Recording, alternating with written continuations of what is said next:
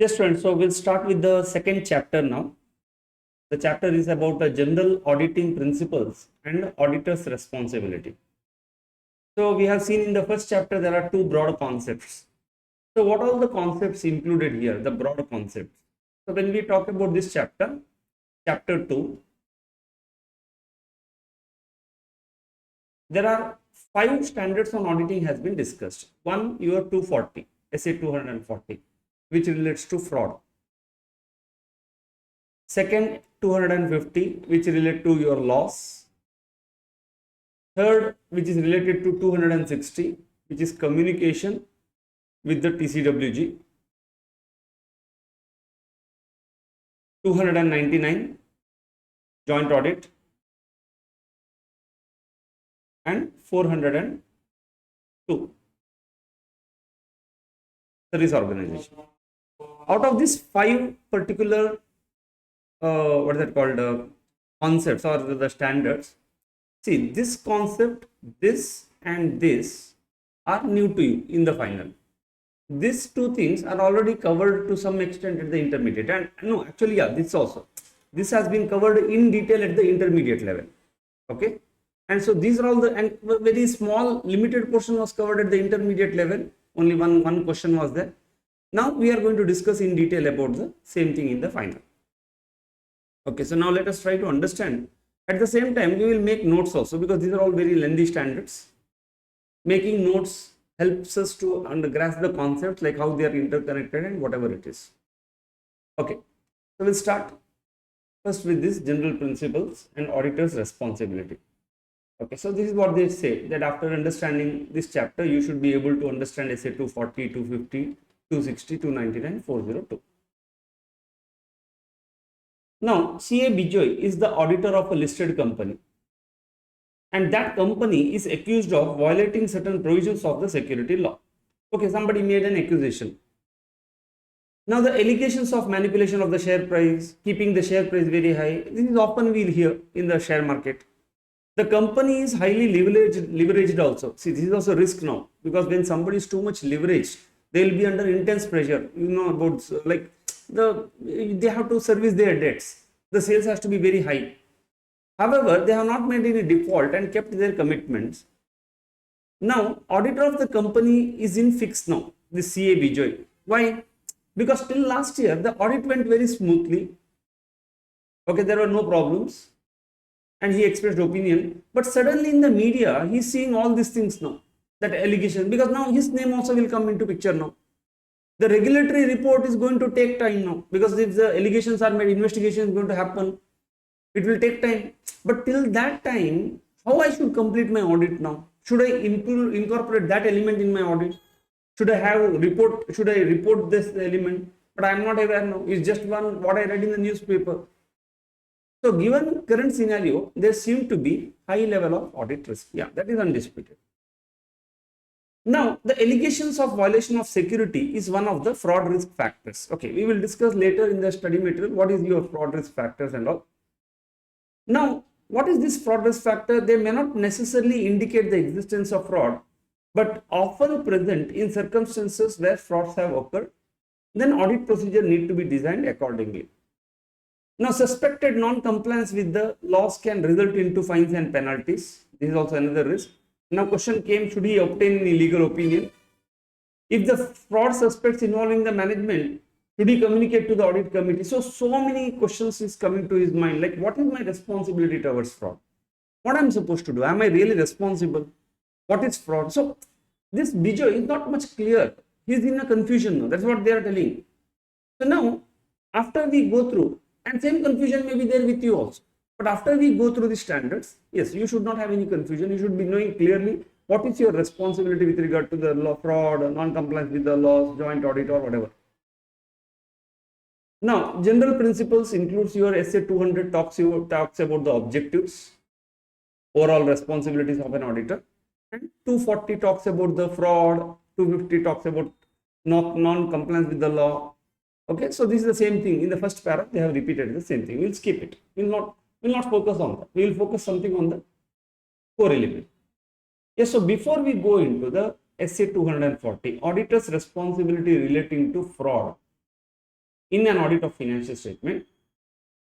One thing I want to tell you on something about the fraud factor, risk factor, okay, which is immediately we are going to come, immediately after this we are going to talk about. See, now what is this fraud risk factor? In 1952, there was one criminologist in USA called Donald Cresty. Now he is a criminologist, okay, and he became very curious about one fact, like why people commit crime. See, such curious question comes to maybe so many people, but nobody will pursue it. But this criminologist started to pursue it. What he did, no, he started to interviewing criminals. Okay, he went to the jail, he spoke to them, he observed, he read so many things. And in 1952 or 54, he came with one concept, he came with one paper. And the paper is all about why people commit crime. Very simple. Now, he brought one concept called a fraud triangle, a crime triangle. Now, he says that whenever we see one crime, there are three elements included. So beautiful work. The moment he came up with this white paper, US AICPA, who are the leaders in standards on auditing, you know, when we got the first standards on auditing in 1935, which topic? Stock. Who gave? USA. So whatever standards we are reading now, okay, it was never existing from the time immemorial. It started in 1935. You see, within say 90 years, where we have reached, how beautiful standards we have come across now. Now, what US AICPA did, no, they immediately incorporated this and formed one new standard on fraud. And you know what you do? You know one more thing? Till 1996, in our entire profession, we used to never call it fraud. We used to call it accounting irregularities. Why? Because we didn't want it to, see, our profession came to detect fraud. But somewhere, no, we washed our hands with fraud. We said that, no, Baba, our profession cannot detect fraud. We may accidentally detect fraud. Why? We have got the reasons. We will discuss that. So we never use the word fraud because it is going to create a confusion among the people. So we always used to say accounting irregularity. It was only in 1996 when ESA 240 came, they used this word for the first time, fraud. And then, yes, we have got this SA 240 based on this. Now, what is that theory he said? If any fraud has to happen, the three element has to meet. Okay, that is, one is called an incentive or pressure. You see, students, the one who invented this concept, that concept is totally not related to us. Actually, it is related to criminology. But you see how beautifully it blends with our profession. Because we have twisted it and customized it as per our requirement. Because same principles apply here also. Because in a crime and in fraud, the common factor is intentions, bad intentions, malicious intentions. There you physically harm someone. Here you do some white collar crimes. Now, first thing you need to have an incentive or a pressure. Then only you will commit something. Second, you need to have an opportunity. And third, you need to have a rationalization. See, what is this opportunity? It is not even opportunity. He said perceived opportunity. What do you mean by perceived opportunity? See, human mind is very sharp. First opportunity is something that if fraud is done, no one comes to know about it. Yeah, that is the first opportunity. Anybody will try to seize it, provided other two things are applicable, are there. No, chalo, somebody will come to know, but they don't know who did it. That is also an opportunity. No, chalo, third case, they know I did, but they can't punish me. This is the third opportunity. Then also I will do it. But when I will not do it, if I sense that I may get caught and I may get punished, then it is not opportunity. You see, no friend. Now let us apply this principle in our day-to-day life. Okay. In simple, we can say, call it as a cheating. See, wherever we have done cheating, these three elements we are able to see. We had some incentive, we got an opportunity, and what is this rationalization? Rationalization is more like a justification, because we cannot live with guilt. So always we justify what we are doing because we have got an ego. Okay, and we justify why we are doing it, and what we are doing is correct, and this is we are doing because of this reason. So we try to justify that. No, that is called rationalization.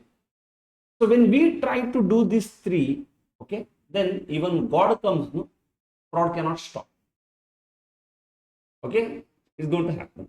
This is the concept called fraud triangle, or you can also call it as a fraud risk factors. There are three risk factors: incentive pressure, rationalization, perceived opportunity. And when this concept developed in 1952 based on some research. Okay, now those concepts we are going to understand, and we are trying to apply from the audit perspective. So the first thing, any standards, we start with the objective of the audit. What is the objective of an auditor? Okay, first, before this, do we have any responsibility towards fraud? Yes. Who told? For this, no, we have to refer our mother standard SA 200. SA 200 defines our overall objective. That says that your overall objective is to obtain reasonable assurance that there is no material misstatement due to error or. So one word has been used, that you have to verify that there is no material misstatement due to error or fraud. Now, what is fraud? What is my responsibility towards fraud? SA 200 is silent.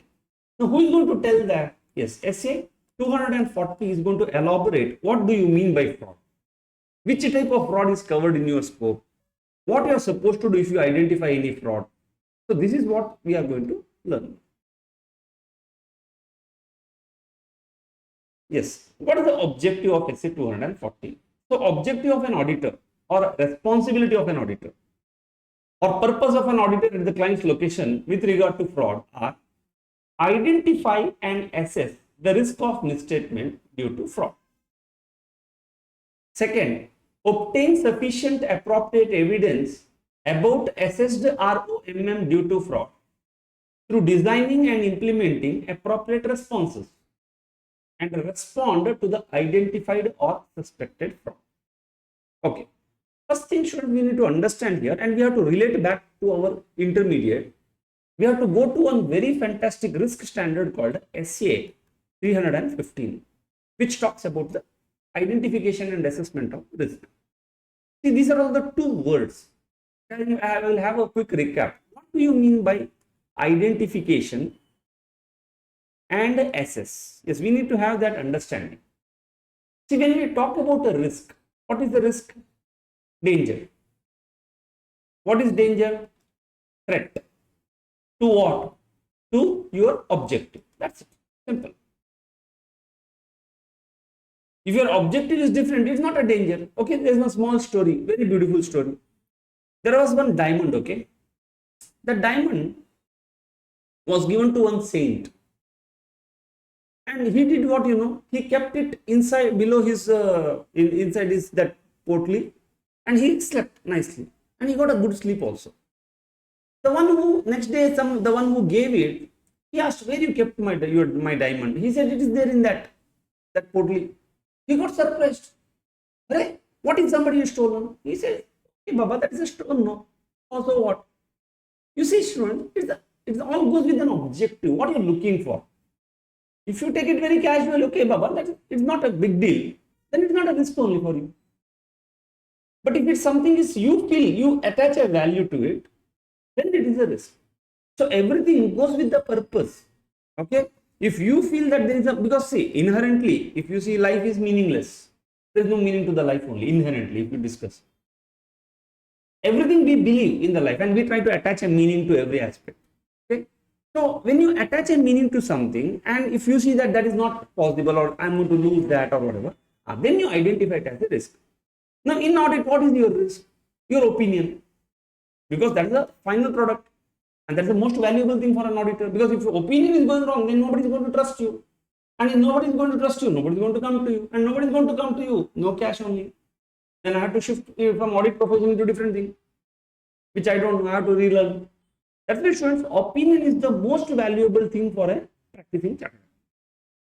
Now, that risk can go wrong. That opinion can go wrong. Now, how to address this risk? For this, the first thing aspect is to identify the risk. How do you identify the risk? By performing some activities. And what do we call those activities or actions or work or response? We call it as a procedure. Because we call it with a nice official word called procedures, audit procedures. Now, what type of, when you perform any audit procedure to identify a risk, what we call them? We call them risk assessment procedures. We call them risk assessment procedures. So, risk assessment procedures you perform primarily to identify the risk, like through your observation, by speaking to someone, inquiry, by inspection. So first you identify what can go wrong. Now there is one second element called, after identification you have to do assessment. What do you mean by assessment? If I ask you one question, you must have come across this word called assessment. What exactly you mean to assessment? See, assessment means finding out its position. You see students, in the school and all, assessment was happening, correct? Test was given, as we call it assessments. Now what exactly happening in the assessment? You would have been awarded. You are marked rank number 1. That person is rank number 2. This is rank number 5.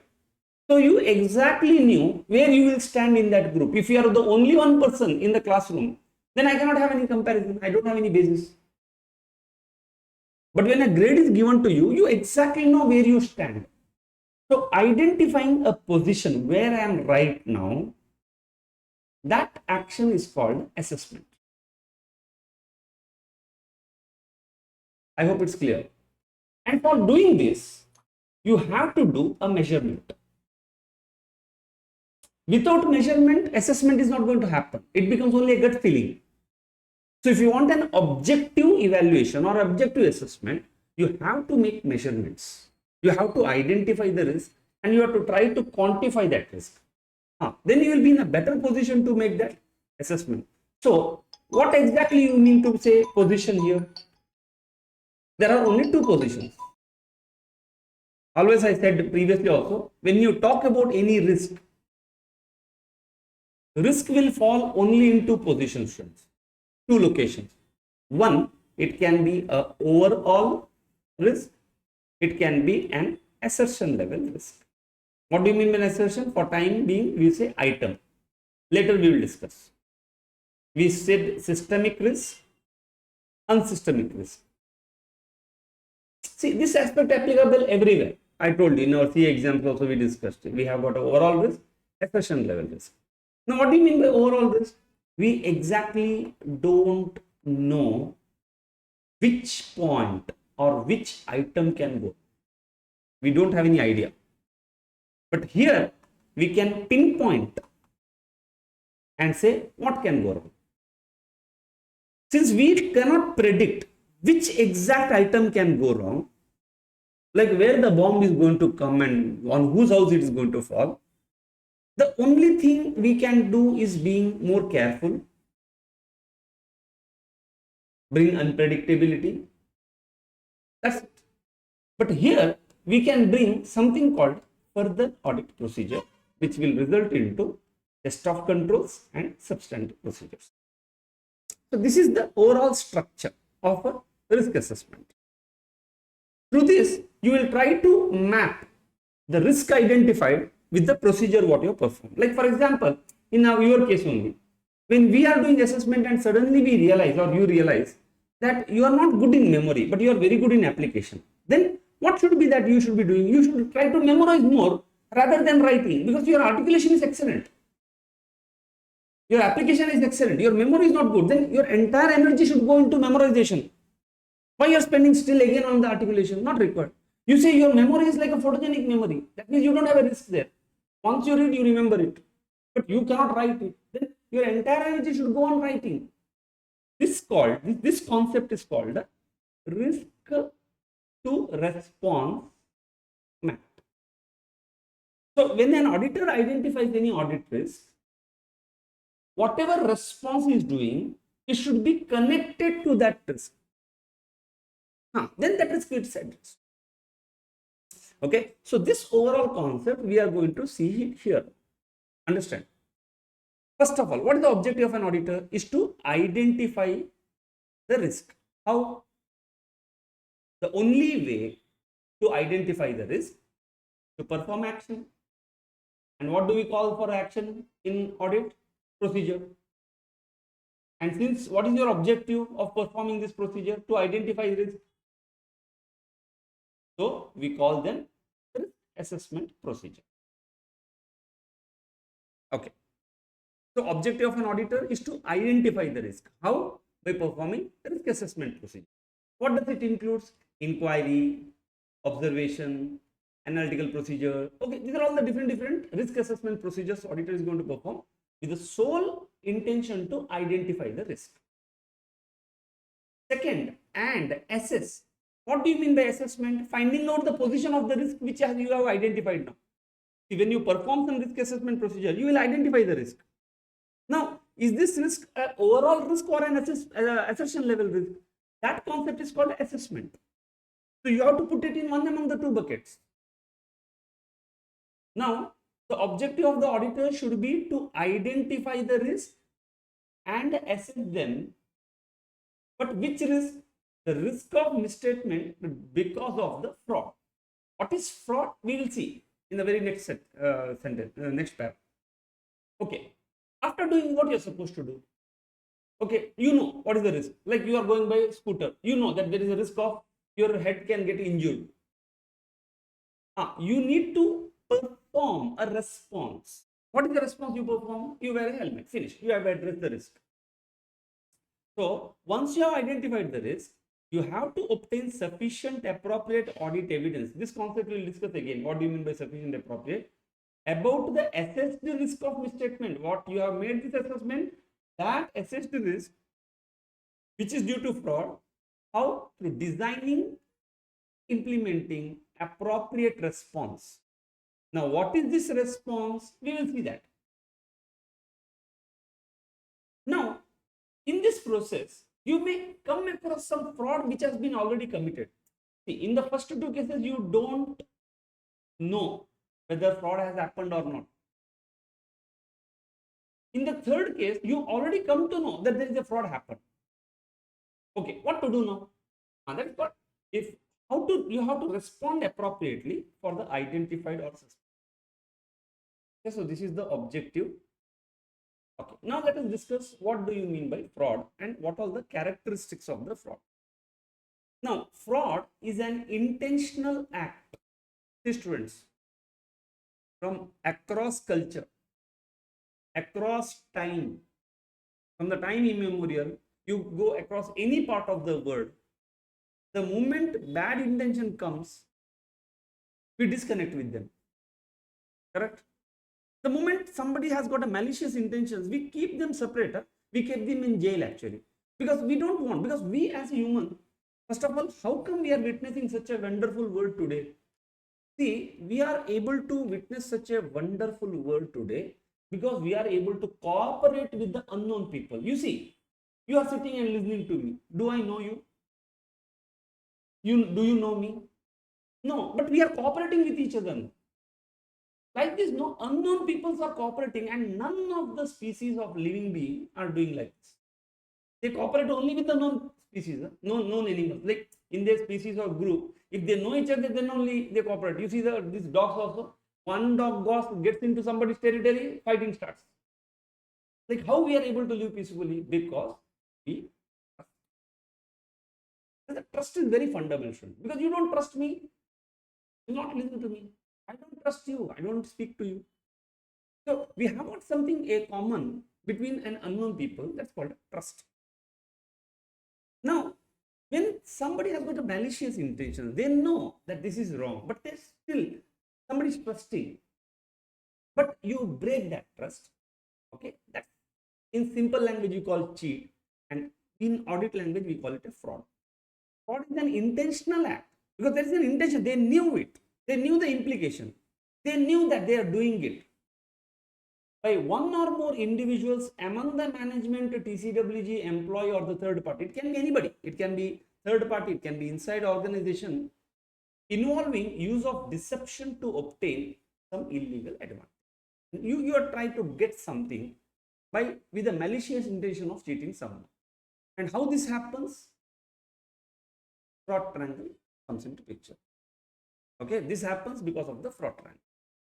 Now, the misstatements in the financial statement can arise due to fraud or error. Now, what do you mean by misstatement? What do you mean by misstatement? Misstatement means mistake. What do you mean by mistake? Mistake means what was expected and what is reality.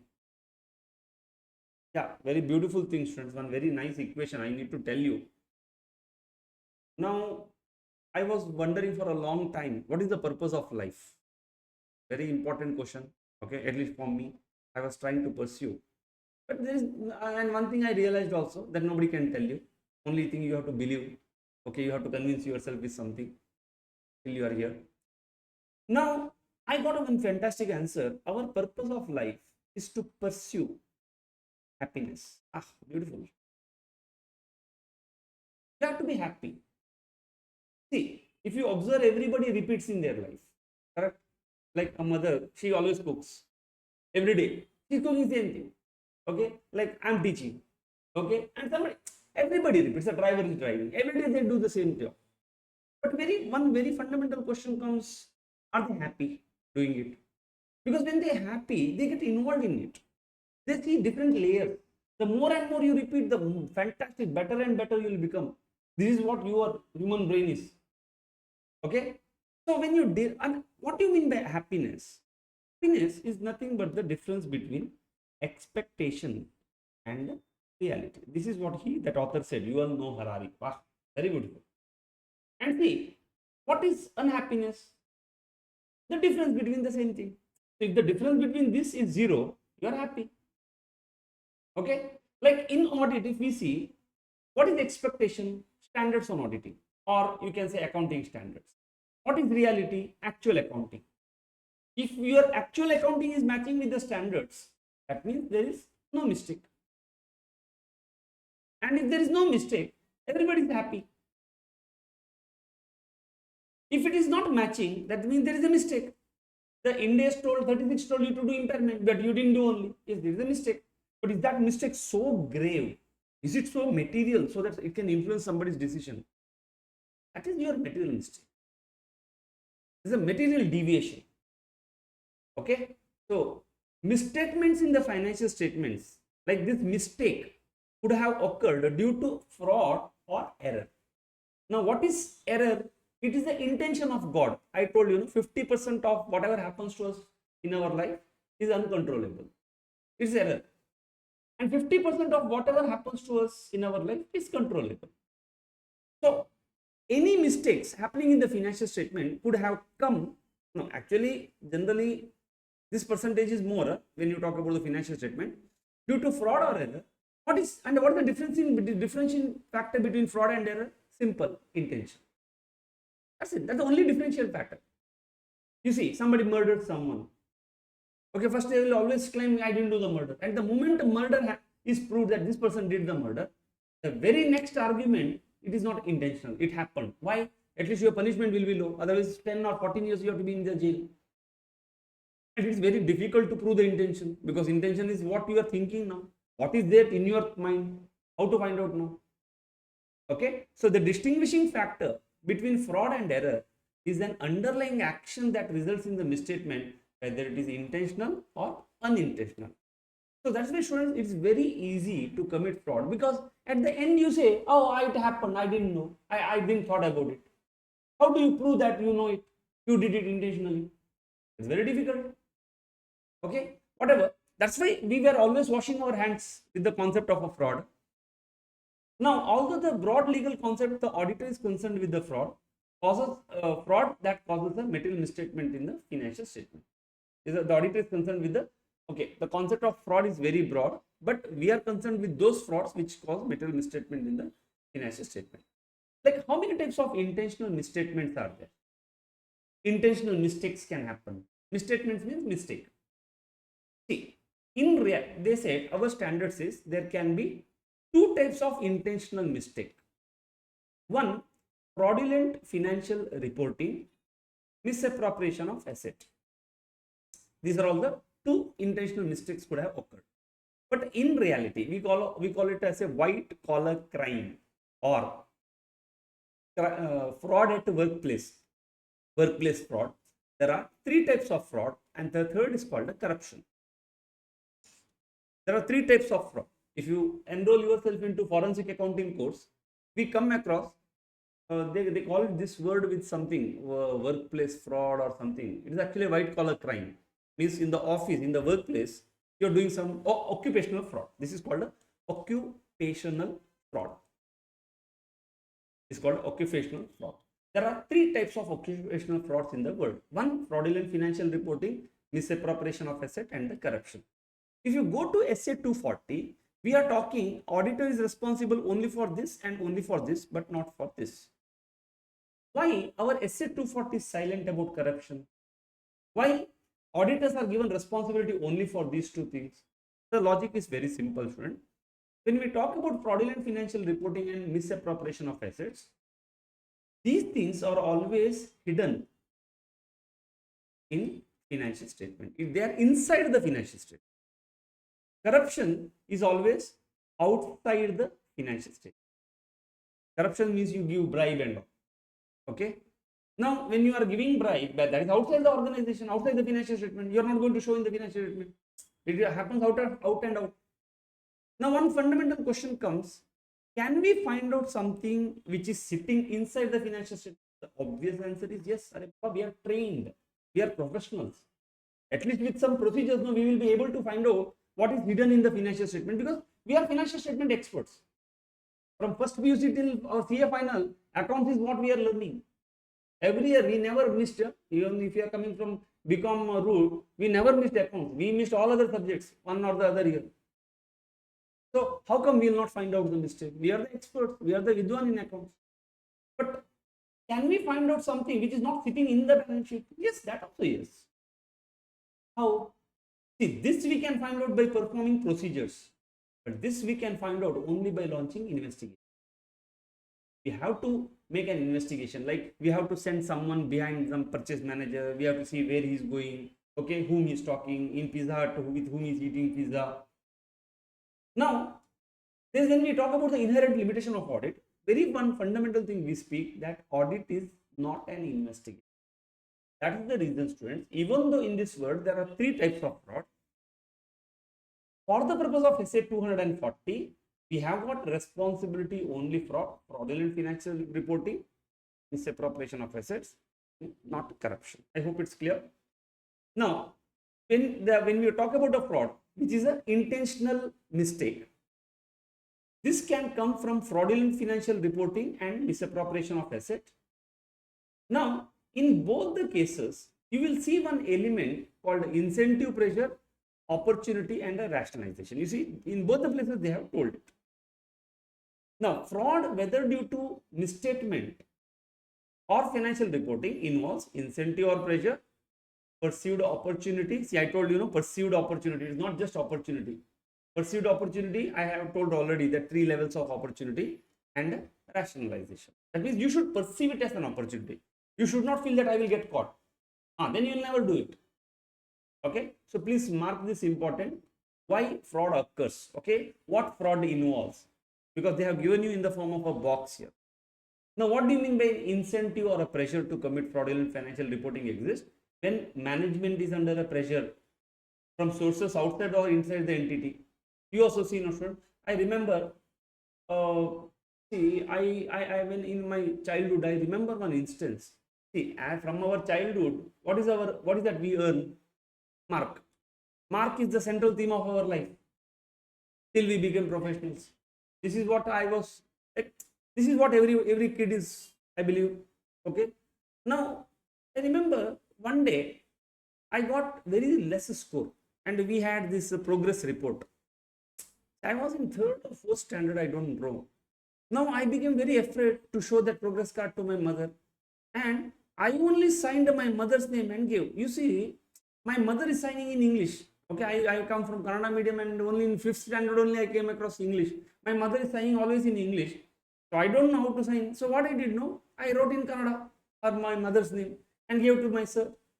See how innocent was innocent at that time. Huh? Now my sir immediately caught this, obviously, right? And he might call my mother. Why I did this? Because I came under the pressure. Please understand. I never thought like, okay, that I may get caught and all, but I simply signed. Then okay, this is one small type of cheating. Huh? So that pressure could have come from inside the organization, like investors, to achieve unexpected, unrealistic earning targets. Like, say, same thing can happen if we to pressurize the kid. Okay, get 100 out of 100 mark.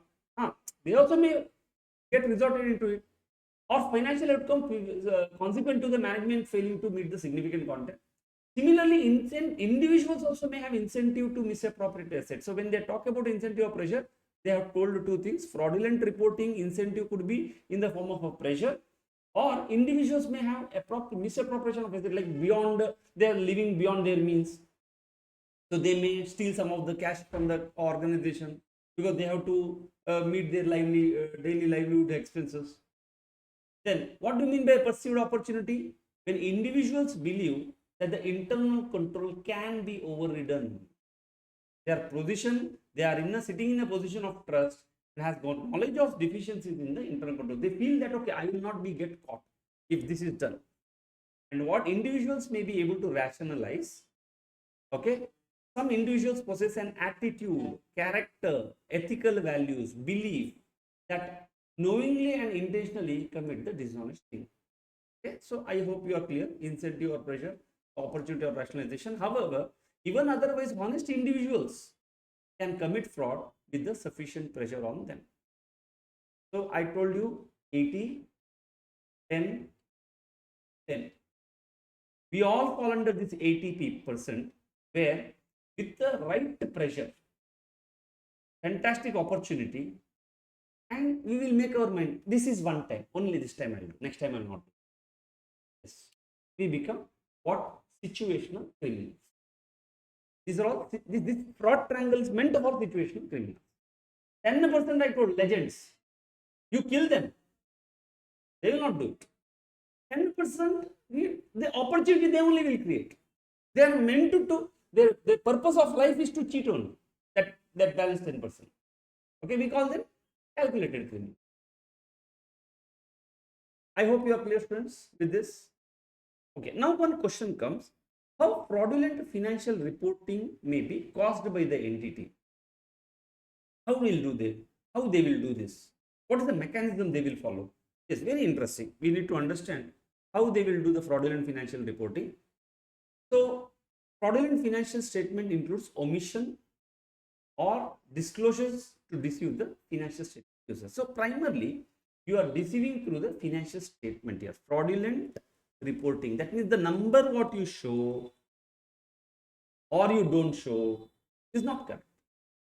You are supposed to do something, you don't do it, and it was not unintentionally happened, it was intentionally happened. That's the difference. It can be caused by the efforts to manage their earning. They wanted to show a better position there. Okay, they may start initially with the small action. See, you take example of our that Satyam Ramalinga Raju. Everybody starts small, but what happened? No, at some time, the small things gets accumulated to correct you. Do one more thing, do that, correct one more thing, and it's going to become so big that you cannot control it. You get caught into the same thing. So everything starts small. Please understand. Now, pressure and incentive may lead these actions to increase the extent that result into fraudulent reporting. In some entities, management may be motivated to reduce the earnings also by a material amount to minimize the tax. That is also, it's not always they will increase. They will may do some to save the tax. They may reduce the savings also. Okay, so now what are the ways in which they will do? See, this is theory, okay, not relevant. Don't go behind it. Focus here. When you talk about the fraudulent financial reporting, how you do it, how it is done? One, manipulation. falsification, alteration of accounting records or supporting documents from which financial statements are created. Like you will have fake purchase invoice, and using this fake invoice you book the accounting entry. So your purchase expenses are increased, and your tax is reduced, profit is reduced, whatever. Or if 100 rupees is there, you will put one more zero, falsification, manipulation. You do some alteration, what, of either accounting records, like books of accounts only you change, or supporting documents. So primarily the first part is source document only you try to manipulate now. You try to do some changes. Or misrepresentation or intentional omission. Here you bring something into the financials. In this case, what was supposed to come, no, you didn't bring only. It can be an event or a transaction or significant information. Because you know that if you tell that, you will get caught. Like for example, somebody has filed a case on you. Auditor will insist for making provision. And if you make a provision, your profits are going to come down. So what do tell? Don't tell the auditor no, that somebody has filed a complaint. Whatever documents are there, you hide it. How auditor will come to know? Auditor is not an investigator. That's why in SA 250 we are going to learn how to identify such type of instances. So, or you tell something, you misrepresent something. You give a different version of that. Don't tell what is the reality. Okay, like this Ashwatthama, Hatogata. Who is Ashwatthama now? He tells Ashwatthama whether he's an elephant or whether he was son, I don't know. But at that time, the moment he tells the second sentence, Krishna blows the chunk. He doesn't, he's not able to, Drona is not able to listen, hear. See, that's a misrepresentation. You knew it. You could have told on the face only, but you told him in such a way that you made somebody to believe it. Or intentional misapplication of the accounting principles related to the amount classification, presentation or disclosure. Like where you are supposed to follow one method of depreciation, you intentionally followed another method because that would have been giving you better outcomes. So there are three ways in which you can achieve fraudulent financial reporting. And if you see students here, there is no immediate asset, physical asset goes out or comes in. You see, here everything from an accounting point we have done. This is only an accounting mistake.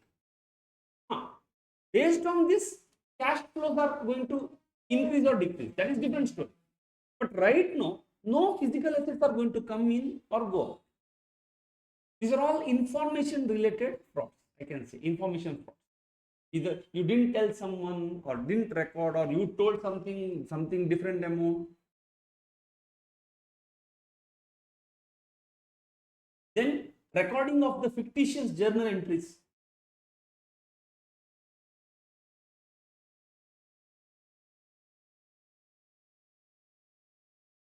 Just a minute. Okay, yeah, that's what I got confused here. Like suddenly there was one heading. Okay. Now, fraudulent financial reporting often involves management override of control. Now, who is management? The one who is taking decisions in the organization. Who is managing? Override means they are in a position, they are sitting in such a position because they are the only one who is controlling. They are putting. They only override that control, which appears to be operating effectively. Okay. So now, how fraudulent financial reporting often involves management overriding control. How fraudulent financial statements are done? Because by three factors. Now, generally, there will be a management override of control. How management is going to override? One, they are going to record some fictitious journal entries at the end of the year. Okay, simply they will say that consultation fees paid to so much. Okay, so many purchases done. Why? Because they will pass a journal entry, purchases account debit to creditor. That creditor never exists. And in the year when you made a loss, you reverse that entry and you make a profit. You book to a profit that I need not pay to the creditor. Inappropriately adjusting the assumptions and changing the judgment used to estimate the account balances. Okay, you are thinking that okay, this building will be living long for next 20 years. See, you will try to reduce the amount of depreciation. You make certain set of assumptions there. Okay, you see that cash flow is going to come, so I'm not going to charge impairment. See, you are not charging impairment. These are all accounting frauds. And who can do that? Management, not the accountant. No? Now, omitting, advancing, or delaying the recognition of financial statement events. I told you already one example. Like somebody has filed a complaint against you. You should have recognized the provision. Will an accountant do that? No, management will do this. Concealing, not disclosing facts that could affect the amount recorded in the financial statement, like you have omitted certain things. Engaging in very complex transactions structured to misrepresent the financial statement. Okay, to give an example, see, if I take a loan, okay, if I'm going to take a loan, I'm going to, my debt equity ratio is going to change, and I will become high leverage. Then my risk factor increases. So I don't want to show a loan as a loan in my balance sheet. So I will have one very different type of contract, like I make them to give some loan to someone and they will invest in my shares, and that shares later I'm going to buy back, and then I'm going to settle it with my land. A very complex transaction which somebody will not understand. And I will bring this cash in my business, not in the form of a loan, but in the form of an equity. And we are going to pay it back. That's why India is why it is becoming so strong now. This type of things somebody has understood, and they brought a correction mechanism through Ind AS or IFRS. So somebody can have such a complex transaction to misrepresent the real transaction. Altering of the records, this we have already seen, related to unusual transactions, significant and unusual transaction. Now, if you see, students, again, all the fraudulent financial reporting are information related frauds. No asset comes in or goes out immediately, but all have got cash implication at the end. And who is able to commit it? Management. That's why they are also called management frauds. So another name, please remember, they are all called management frauds. And what are the techniques? Recording fictitious entries, omitting, concealing, engaging, altering. That's it. Now, how the misappropriation of asset? Okay, after this we will start making notes, huh? Because it's a very lengthy, students. Now, who will do misappropriation of asset? Even management also could do, but generally low level employees are going to do this. So the first fraudulent reporting is at a high level employees who are called management. Misappropriation of asset is at a low level. Now, misappropriation of assets includes theft of entities' assets. It can be physical assets or intellectual property perpetrated by the employees relatively small and immaterial amounts. However, it can also involve the management, usually more able to disguise or conceal misappropriations. Okay, it could be the CEO of the company who have transferred the company's money to somewhere else, to his personal bank account. That is also misappropriation of asset.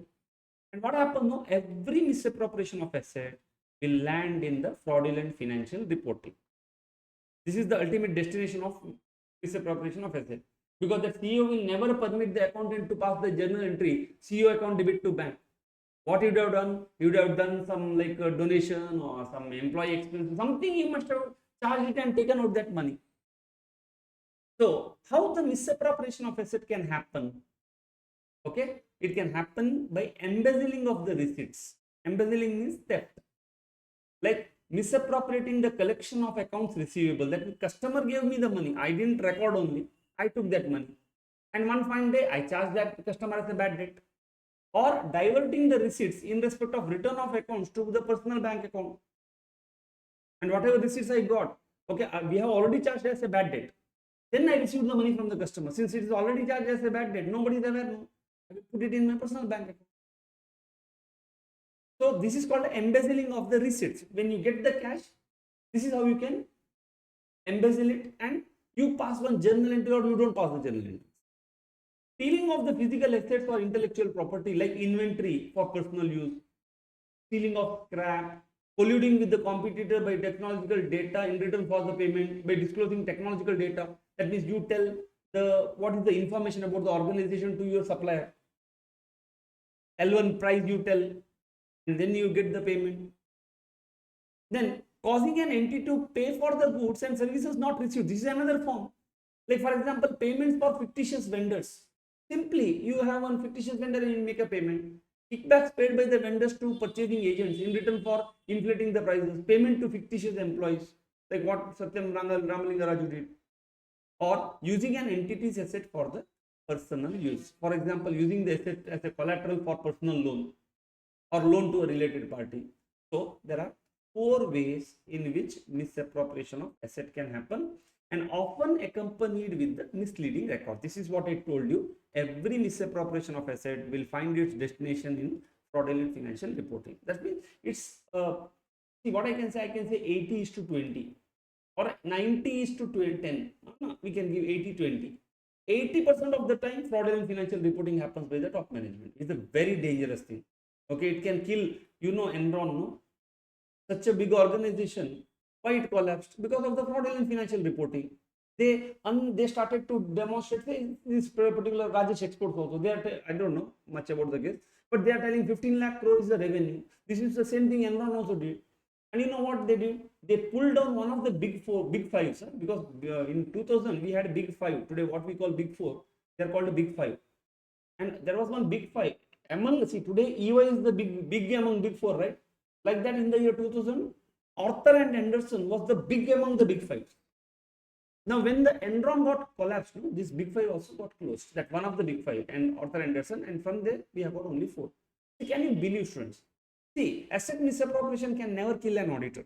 Please understand, because its impact is very small. It's like a scratch on auditor's skin. But fraudulent financial reporting can actually kill an auditor. He can take his license back. He may, whatever, out of great difficulty, like see, everybody in their journey, they start when they are small, they take up this course. Okay, we pursue. Okay, out of struggle we clear. Okay, we, with the hopes, we set up a practice. We spend years to build that practice, and suddenly one day, one fraudulent financial reporting, and you are not able to detect it. Yes, your license is gone. Where you are left. So this can happen with anybody. So that's why we have to be careful. Our profession has to be very careful with the fraudulent financial reporting. Auditor may suspect, in rare cases, identify the occurrence of fraud, but I cannot make the legal determination. The who can decide whether it is fraud or not? Only the court. So we are not the judge. So we have got certain set of responsibilities, and we will try to understand what is that responsibility. Now comes one responsibility. Yeah, because we have understood. So what did we start? Okay, we'll make a notes also, friends. I hope you are writing, not just listening to me. Okay, because it is your decision making framework has to have in your mind. Okay, and one more thing, today, like this thing, the results had come, no? So again, I was trying to talk to some of the students. See, reading the study material, that student was like again stressing out. See, when you have got a lot of paras to read, reading through the study material makes your brain to, what is that called? It can actually summarize it. Okay, so that she was expressing, okay, it's a very nice work. Like once you go through the study material, you will have a better capability to understand the case law. Okay, friends, so please trust yourself, your brain. Let us try to practice reading through the study material. I know how the study material, I have shown you also how they have organized it and why they must have done it also. But we'll continue. And we'll have our mind mapping also in the meantime. Yes, now we will talk about the responsibility. Okay, first thing is fraud. Two types: fraudulent financial reporting, misappropriation of asset. Fraudulent financial reporting can take because of the three factors, and one of the special variety who is doing management override of control, it can happen because of 6 factors. Now, misappropriation of asset, there can be 4 ways or variety of ways in which misappropriation of asset can happen. First question, can we find out? Are we the lawyers or are we the judge? Answer is no. So then what is our responsibility? Who is responsible for fraud? See, the primary responsibility for fraud, to prevent and detect fraud, goes with the PCWG and the management. Disputed. Because they are the owners of the cash number. Somebody is stealing from them. They are involved into fraudulent reporting. So they have to take that responsibility. We cannot take that responsibility to prevent and detect. So it is important that the management should place a strong emphasis on fraud prevention. How? By establishing internal control, you may reduce the opportunity. You cut that opportunity. No? Okay, there is one logical reason also, students. Like why we have put this responsibility on TCWG and the management. Okay, let us go back. If we are telling that prevention and detection is the responsibility of the management, why they should accept it? They will always say, no, then why you are there? See, there is a logical reason for it. First thing, why fraud happens? Right, fraud happens because of the incentive pressure, opportunity rationalization. Now tell me, in an organization, okay, the organization brings a policy. If you sell so much, we will give you so much commission. Is it not creating an incentive to do fraud? Fake sales you make, why to get a commission? Who is putting a pressure? Stay late, get this much of profit and all. Now, who can actually control incentive or pressure in the organization? That's management. Can anybody else control the incentive or pressure? No. Okay, let us talk about opportunity. See, if I have to prevent fraud, it's very simple. You cut any one leg. Any one leg, fraud will never happen. Because when the fraud will happen, only when the three triangles meet. So, to cut incentive or pressure, only management can do it.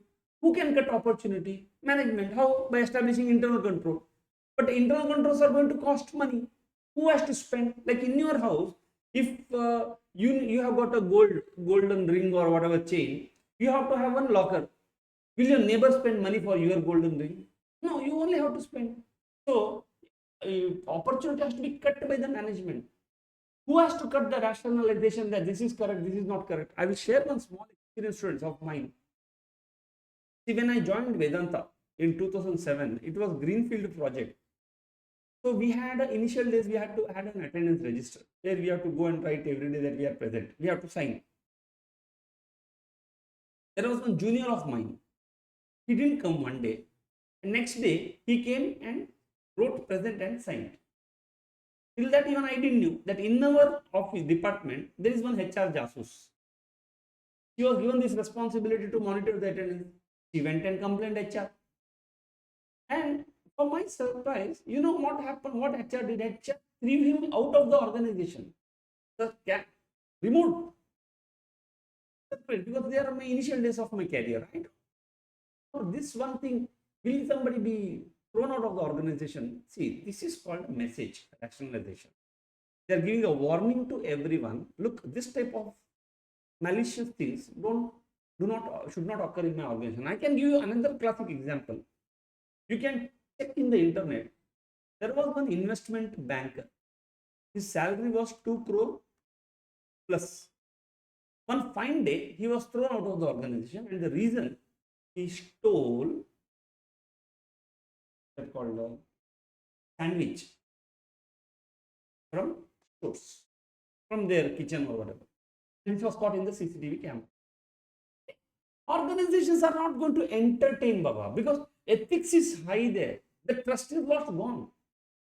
And by this exercise, they will give one strong message to everyone. Look, this is not permitted. Now, can you, if he is stealing sandwich, can an auditor go and suspend him?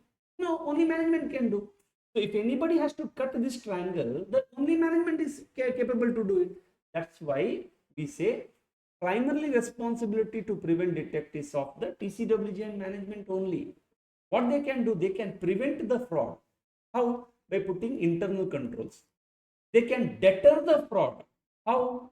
By punishments. See, incentive or pressure is something within their control only. They can cut the opportunity or they can cut the rationalization. That's called a deterrence. You try to make people more afraid to do it by giving punishments. So this involves commitment to creating culture of honesty and ethical behavior, which can be reinforced by the active oversight of the TCW. Okay, so we have understood. So who is primarily responsible for fraud, prevention and detection? Management and TCWG. Now auditor don't have any responsibility. Yes, auditor has got a responsibility. Okay, so what is the responsibility of an auditor? I can write in the form of a point. Actually, they have given in the form of a para. First, auditor, because this question once upon a time they used to ask in the intermediate. Now I don't think so they will ask you in the final. Now what is the responsibility of an auditor? Okay, the auditor's primarily responsibility is to obtain reasonable assurance that the financial statements are free from misstatement due to error or fraud. Who told? SA 200 objective told. Now, what is the problem in doing it? Yes, the biggest problem is inherent limitations of an audit. That some of the misstatement may not be detected even though you have performed audit. I cannot give absolute assurance. The only thing what I can give you is a high level of reasonable assurance. Now, why? The third, the potential of inherent limitations are particularly significant when it comes to fraud, because fraud has got an intentional omission or something, alteration. The risk of not detecting fraud is very high as compared to error. Why? Because it is sophisticated, carefully organized schema. They know, see, auditor do not know the fraudster, but fraudster knows the auditor. So they might have studied the auditor, they know everything, they how the sampling is done, what is the method of processing, when they are going to do, when they are going to come, and they would have done in such a way that they will not get caught. So how can you expect an auditor to find it? Did he had a dream that so and so person is doing fraud? So the third point you need to tell that inherent limitation of not detecting the fraud is more than error. Error, so by chance we can find out. Such attempts at concealment can be even more difficult to detect if there is a collusion, because auditor evidence is persuasive rather than conclusive. Collusion may believe, okay, because when 2 or 3 parties tell the same thing, you end up believing. This one story, fantastic students, please understand this story, beautiful story. You also must have heard about it. There was one guy who was taking one goat on his, he was on his shoulder and walking. Now 3 thieves saw him. So what happened? No, they made one plan. So first thief he met on the way. The moment this person saw this thief saw him, he gave a surprised look and said, "Arey Baba, why you are carrying dog on your shoulder?" This person laughed. Can't you see what I'm carrying? It's a goat. And he scolded him and went off. Now the second person came in front of him. He told, "Arey Baba, why you are carrying this dead calf?" Now he also scolded him. Can't you see? This is a goat. What is dead calf? What nonsense you're talking? Now, a small element of doubt came in his mind. Why? First time no, but second time no, pattern he could observe. Now the third person came in front of him after some time. He gave another surprised look and he said, "Why you are carrying this dead and another name of animal?" He told. This person started to believe now. Oh, that means this must be one ghost. For me it looks like goat, for others it looks like different thing. So what he does now? He throws that goat and runs away from there. All the thieves come and take this goat. Beautiful, right? This is bias. When we lack critical thinking, this is what is going to happen when all the people talk same thing. We start believing it. Please think. Okay, so before you believe anything, question. Think why somebody is telling. And why he believed? Because there was a collusion between these people. Was he aware about the collusion? He was not aware. So when somebody is not aware about the collusion, they always believe that the opinion what somebody is expressing is very independent and they make it to believe it. Persuasive evidence. That's why it's very difficult to detect. Fourth. Fifth. Now, the ability of an auditor to detect the fraud depends upon the skillfulness of the perpetrator. If he is unskilled one, he will be caught like this. If he is skilled one, it is very difficult to detect. Degree of collusion involved, relative size of the individual amount and seniority. Okay, if the size is small, it is very difficult, and if the member is very senior also, it's very difficult.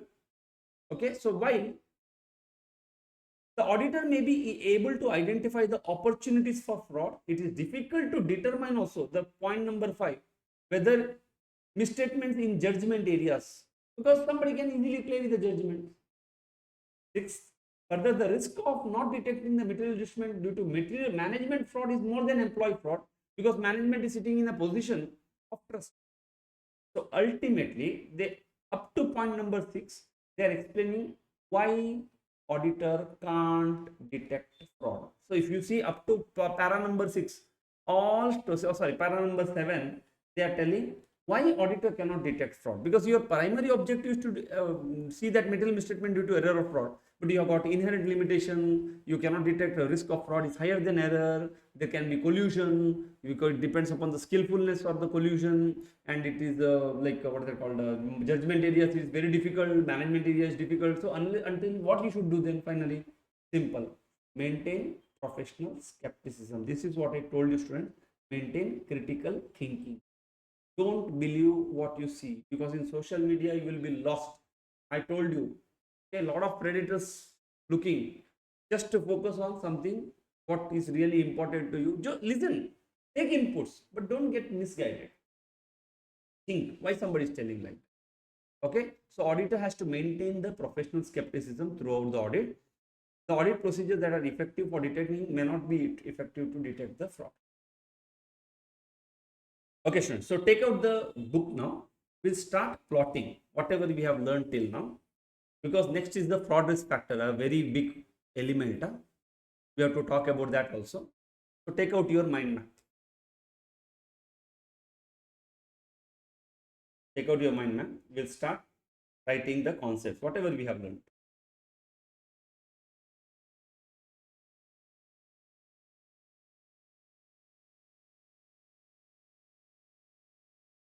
Write the heading, chapter number 2.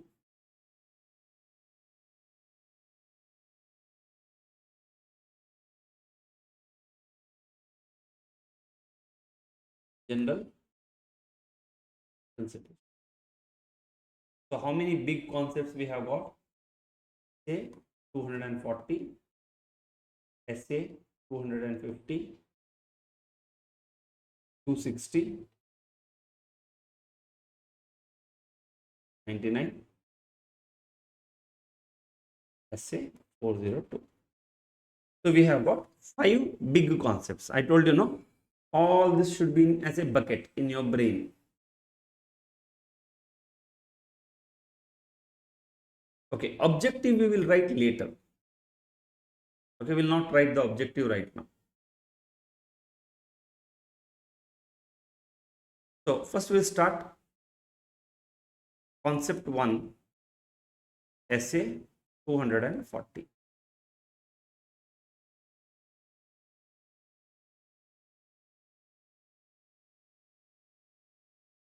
First write, fraud is intentional act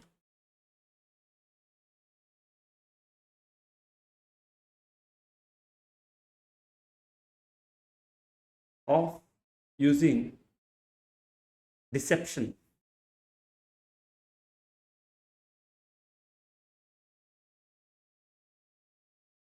to obtain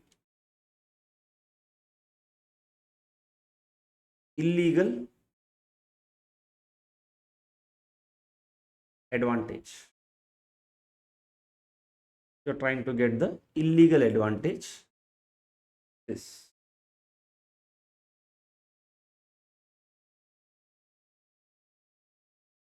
types. What are all the types of fraud? You can write fraudulent financial statement,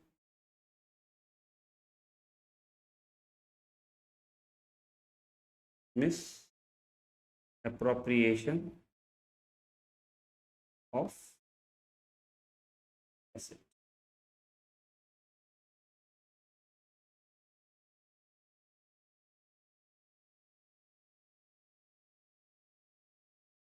So how fraudulent financial statement is going to happen? Yeah, just remember this, sufficient. Manipulation. Okay, I can say manipulation, which includes falsification also, alteration also of records, accounting records, supporting documents.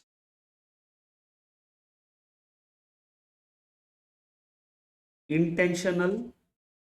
These are all the keywords. Based on this, you have to write omission.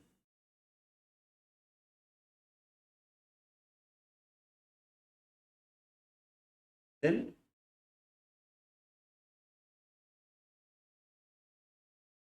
we can, because fraud means intentional only, so we intentional word we can remove.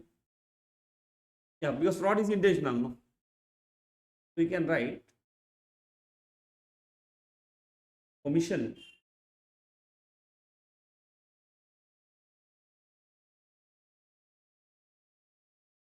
of events or transaction.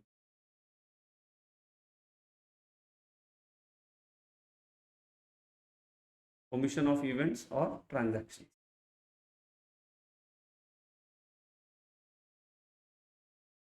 Then misapplication. Yeah, I hope it's easy to remember, of accounting principle. Misapplication of accounting principle.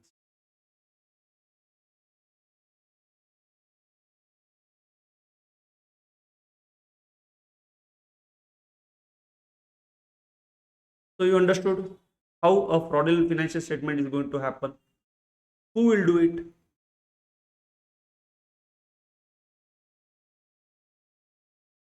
Who will do?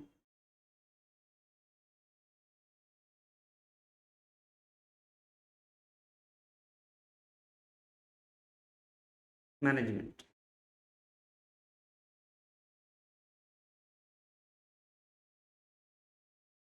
How? Management override of control. Techniques. Which techniques or which method? One, fictitious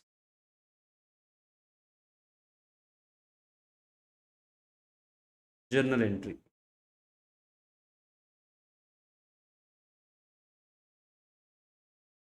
Inappropriate assumptions.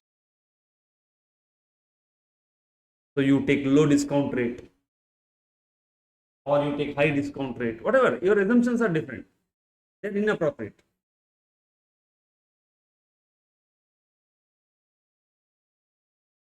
Omitting recognition. You see, similar. Omitting recognition is nothing but omission.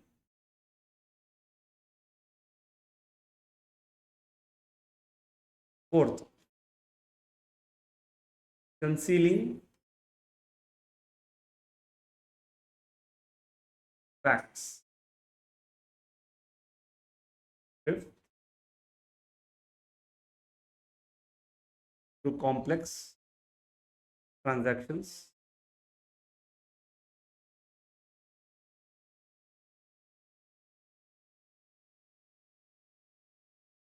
Sixth, altering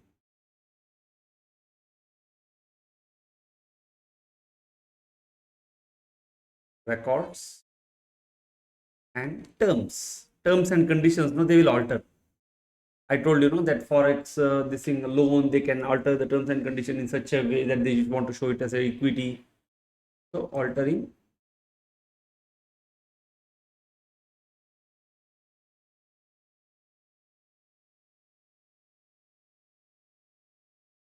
okay, these are all similar to the three types of way in which you commit the fraudulent reporting: manipulation, omission, misapplication.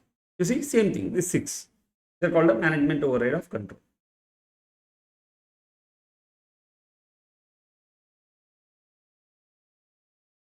Yeah, once you remember these keywords, no, you can expand on it. Now the second part comes here. How do you do misappropriation of assets?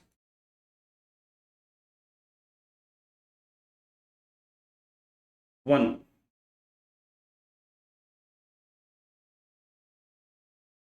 embezzle, embezzling receipt. Whatever cash receipts are there, you can embezzle it. Steal assets.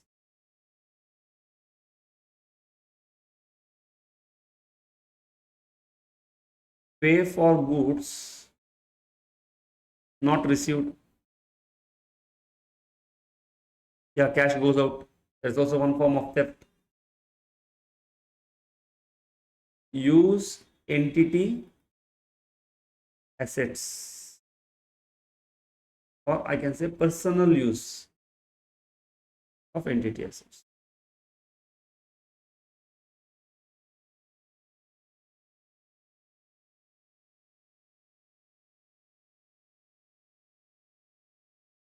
Okay, students, hope your speed and my speed is matching. Now you can leave some of the space wherever you are not able to fill it. I will share it, my notes here. Or you can also refer. See, I'm also preparing. In fact, you only should prepare. I'm wondering why I'm writing. And you should prepare it from the book by taking the key concepts. And see, you are able to build one chart. Okay. So this chart, no, should be there in your brain. You have to revise it from time to time, and read the material also from time to time. And write it. Finish. Done. No, your risk is addressed. Then you tell me if still risk is there.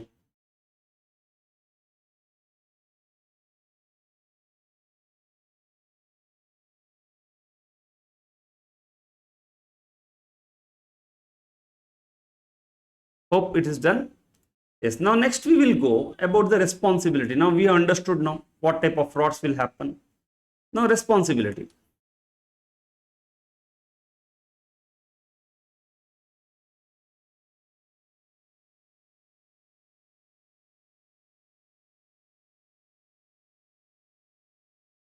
To prevent, detect, correct fraud.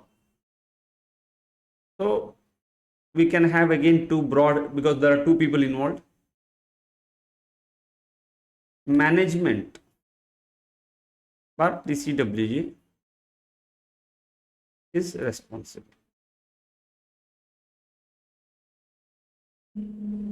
to prevent, detect, correct fraud. Now, what auditor is responsible? Auditor is responsible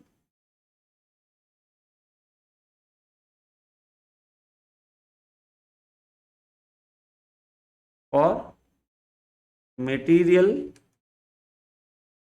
misstatement due to fraud. See, this fraud is actually cash, and this accounts, accounting implication of the cash.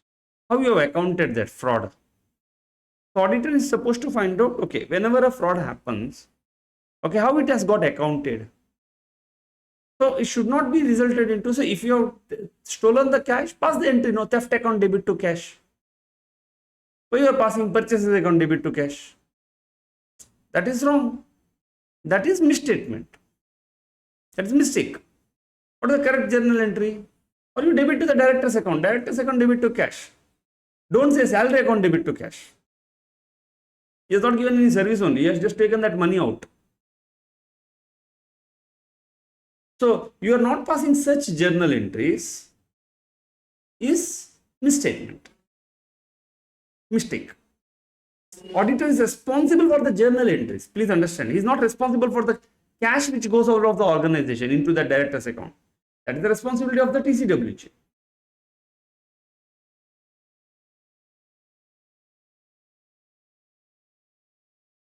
Okay. So we can write one more thing.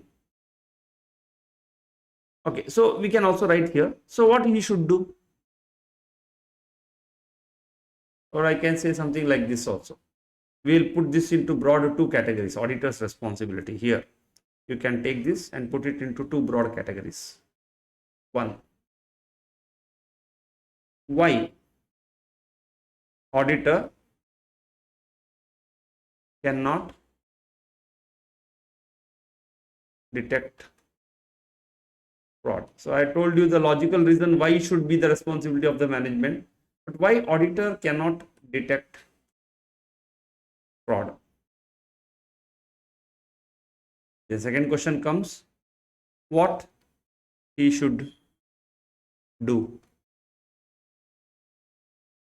If he cannot detect fraud, then what he should do? Okay, one, inherent limitation of audits. Okay, in the intermediate only I've learned about this 5 inherent limitations of audit are there. Because of this, like financial statement is more of your judgmental. You have got time, money balance you need to make. Audit is not an investigation. Okay, your audit procedures may not be able to detect fraud. You have learned in the inter.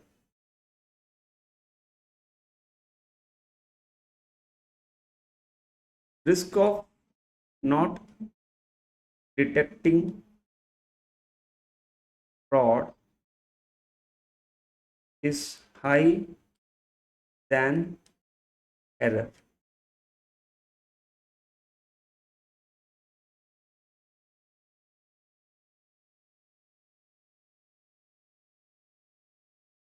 Collusion makes it more difficult.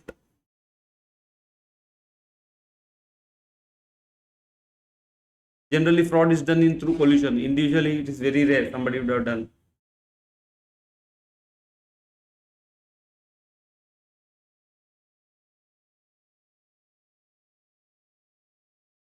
Difficult in judgment areas.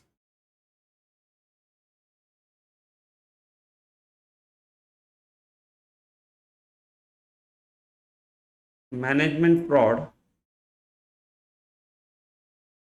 more difficult than employee fraud. That's it. These are all the reasons why auditor cannot detect fraud, because you have got inherent limitations. Because of the sophisticated method the fraudster will follow, fraud is very difficult to detect an error. Collusion may be there, judgment areas could be there. Okay, management fraud is still more than employee fraud. Then what you should do? Professional skepticism.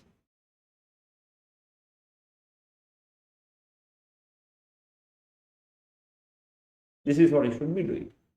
Have maintained professional skepticism throughout.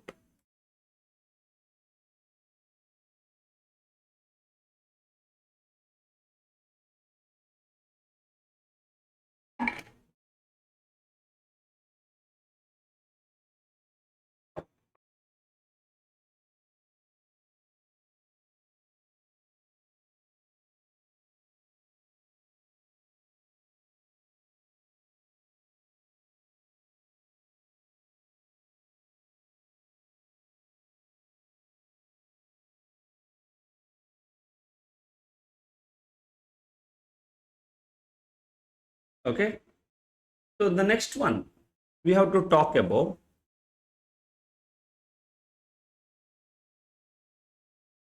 why fraud happens.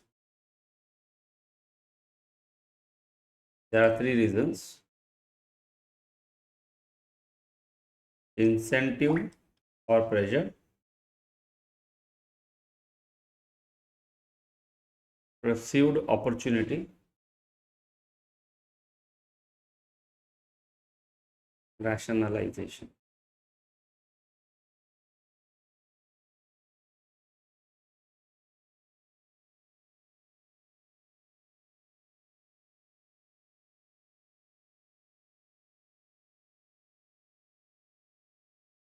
And this, all the three elements are applicable.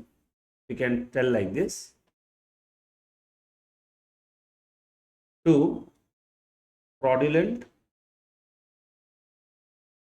financial statement misappropriation of asset. Okay, now this is what we are supposed to see, and this concept is called fraud risk factor. Okay, we can also call here in the bracket fraud risk factor. There are three fraud risk factors, and these three fraud risk factors are going to go for fraudulent financial statement, misappropriation of asset. That means for fraudulent financial statement, you have to see incentive pressure, perceived opportunity, rationalization. Then misappropriation of assets, you have to see examples of incentive or pressure, perceived opportunity, rationalization. So this constitutes the majority portion of your essay 240. This way it will go on into pages after pages, example after example. But hardly one question has come in the examination till now. But you may get that again, we cannot say. We have to study that. But it is very, very easy.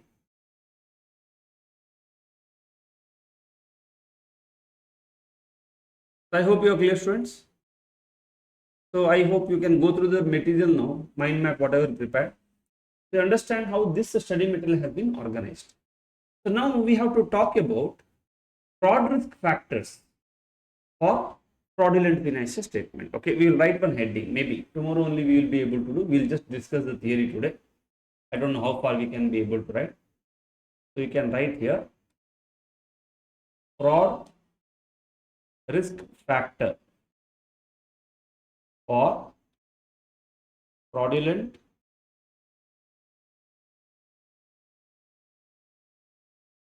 financial statement.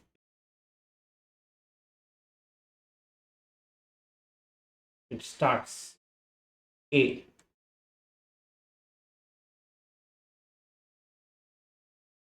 Incentive pressure.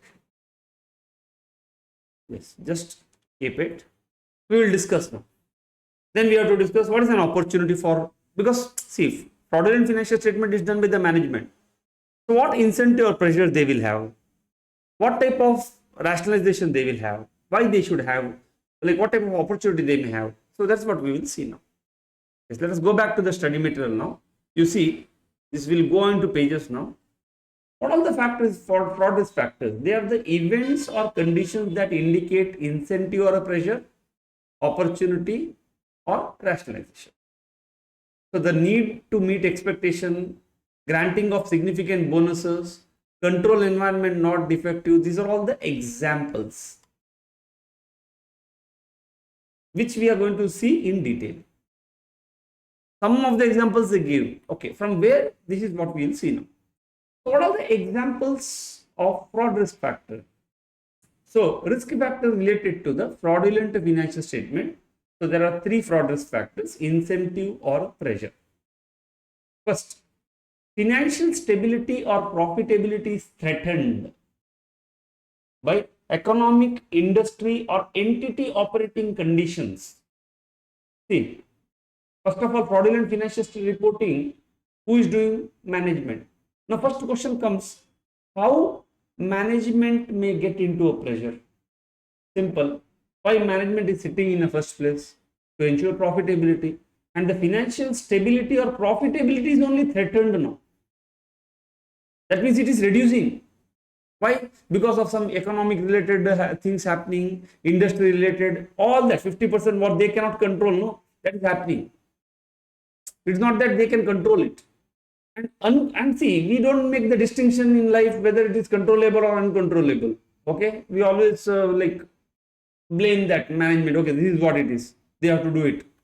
Now, financial stability is threatened by what way? In which way? First, high degree of competition in the market. Suddenly, like a Geo, one competitor comes. For your information, students, Airtel, have you heard about it?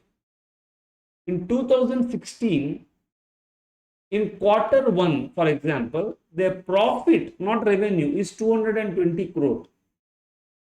2017, they filed for bankruptcy. Closed. Such a profitable company closed within 1 year, all thanks to Geo. Gone. They could not withstand that competition. So now, Such a emerging competitor brings a lot of stress on the management to get into this type of things. Or the market must have reached the saturation now. See, when you talk about competition, competition is an industry factor.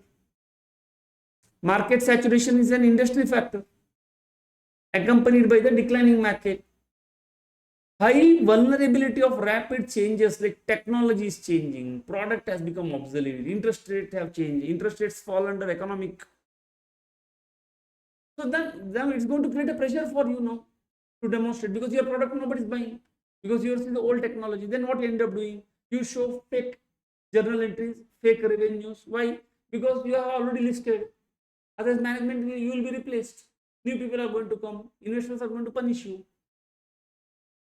Significant decline in the customer demand and increasing business failures in the industry, in our overall economy. Yes, the customers don't want your products. Just you get into a pressure now. Operating losses, making the threat of bankruptcy or hostile takeovers becomes imminent. Like, see, Steve Jobs, he only set the company, and one fine day he was thrown out of his own company. How it feels? These are called hostile takeovers. So somebody can take over your company if the pricing is very low. Now, because of the operating losses you are incurring, no, it may end up with the bankruptcy. Recurring negative cash flows from the operations, inability to generate the cash flow from the operations. Now you are selling your investments, rapid growth or unusual profitability compared to the other companies, and new accounting statutory requirements, regulatory requirements, like in banks and all. They said 20% you should keep here. Like government will come with the rule. You have to invest in the your government bonds. So like your profitability is threatened now, because the government regulations are taking big money from you. They're telling you have to do accounting like this only, so that is going to reduce your profitability. So these are all the examples of how you may get under a pressure because of economic industry conditions. I hope you are clear about this. Second, excessive pressure exists for the management to meet the expectations of the third party. Now, see here, this is because of the economic or industry conditions. Who is involved in the economy? Government is there. Who is involved in the industry? Your customers are there. Your competitors are there. Okay, your suppliers are there. But here, who is there? Investors. Expectation of the third party. The third party is expecting you now. Okay, get this, get that, get so much returns. Now, the profitability or trend level expectations of the investment analysts, institutional investors, creditors, external parties, banks. Okay, expectations created by the management, overly optimistic press releases, annual report. Because you make that, we will make such much, like before happening only you will give such big statement. See, when you make such press release, no, you will come under a very big pressure. Otherwise, you will become one laughing stock. So they may end up doing such things because of their commitments they have given to the people, because somebody is expecting them to do it. Please understand, friend. Here, your profitability has really gone down. Please understand here. Here, you got into a pressure because your profitability went down. Why? Because of the economic or industry factor. Here, profitability didn't go down. Before earning profit only, somebody is expecting you to do earn that much of profit, or you only told one bold statement that I will earn this much profit. Please understand, both the points are different. Don't confuse or don't get mixed. You have to write in the examination. When they ask you, they will pinpoint one question and ask you what this point is all about. You should be able to tell. Otherwise, they will not award you marks. So I hope the distinction is very clear. Here you are into stress because of the profitability. Here you are into stress because of the expectations. That expectation you only created in them, or they are putting on you. Need to obtain additional debt or equity to stay competitive. Like you started one new capital, new business you started. Okay, you started to spend on research and development. You require more money, no? And the moment you got this additional debt, you got into a pressure, no? Once only I took a loan in my life. That too mindless. When initial days, see, I studied financial management for getting marks, not to apply in my real life. Later I realized, whatever, Now, initial days, now I did one blunder. I had shares worth how much? Yeah, 10 lakh. Because I used to invest money in my shares directly. Okay. Then, keeping this, I took a loan of 5 lakh as a pledge. And that 5 lakh also invested on the share market. Things would have been better if whatever I invested it increased, but it started to fall. Whatever, that general, everybody it happens. Okay. Now I got in an intense pressure, students. Okay, it was intense pressure because the interest rate increased from 9.5% to 13%, and I am totally helpless. Okay, then I had to take money from my parents and settle. This is the only loan I took in my life once, and I could feel that pressure because that pressure makes you to work hard more. Because at the end of the day, somebody is asking you, "Where is my money?" It's not like donation or equity. So you want that additional debt.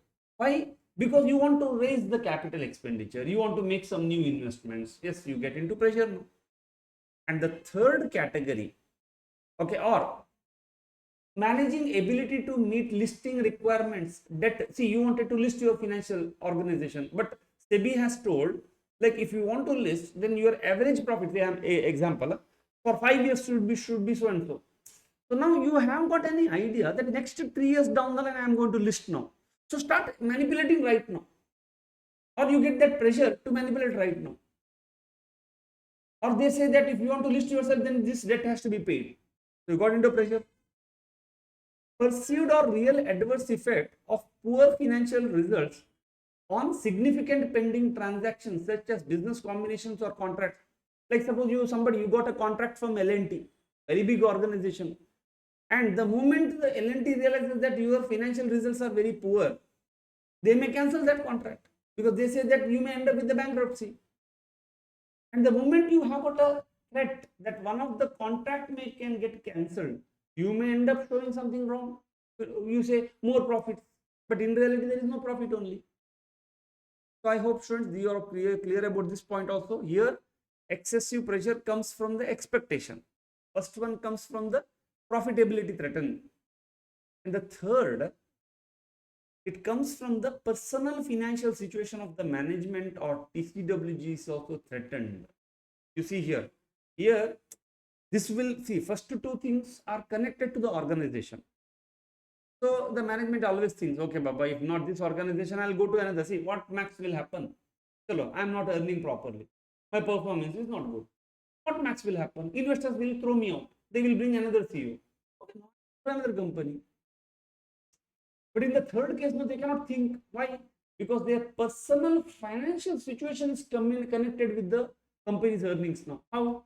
Significant financial interest in the entity. That means you yourself have invested money in your company.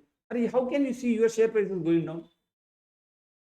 Or significant portion of your compensation. That means if you are getting 1 crore rupee salary, in hand is only 10 lakhs. That 90% of the salary comes if you earn 25% profit. So got into a heavy pressure now. For example, bonus, stock options, etc., are contingent upon aggressive targets of the stock price, operating results, cash flows. Then obviously, no, Papa, these people will involve in misstatements if they can't achieve the target. They cannot afford to lose this 90%, 90 lakh rupees. Or they have given personal guarantee to the debts of the entity. Chalo, you got caught. The company will go for a toss. But tomorrow the bank is going to catch your neck because you gave personal guarantee to the company's debt. Or there is an excessive pressure on the management to meet the financial target established by the TCWG, including sales incentive. Okay, there is excessive pressure on management or operating personnel. So I hope students, these are all these points we can ignore. Established by the TCWG, including sales or profitability incentive. Okay, primarily incentive goals are there. That means incentives are given to you, and that incentives are dependent on the your sales or your profits. Okay, so primarily when we talk about the first part, okay, we can write also simultaneously. Let us go back. So when we talk about the incentive or pressure for financial statement, see this incentive or pressure, we will put it into three buckets.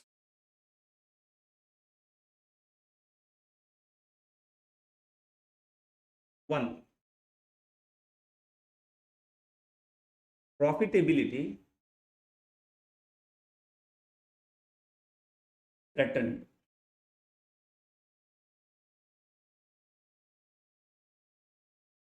Profitability is threatened. Why?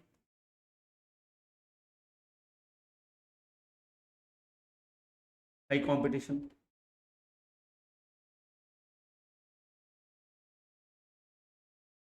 low demand,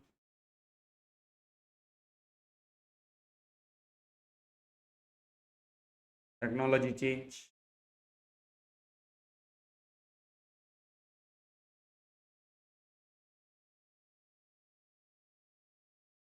operating loss,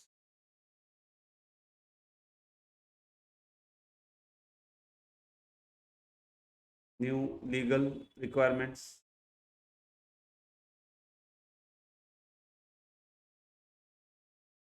So these are all the reasons could result into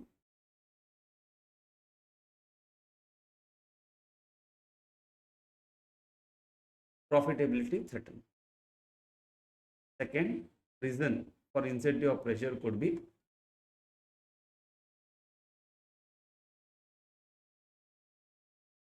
expectation of third parties.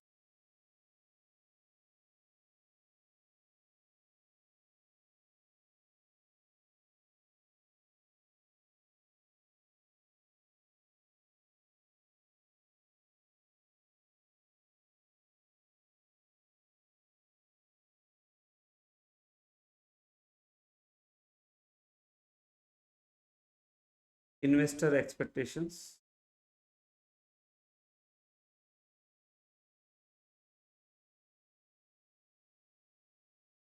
or optimistic press release, or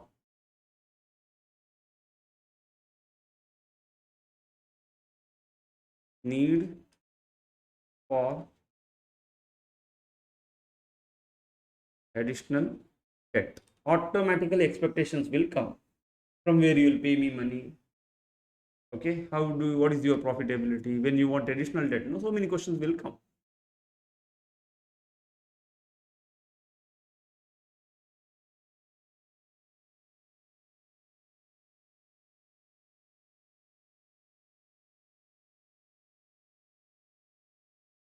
Listing requirement,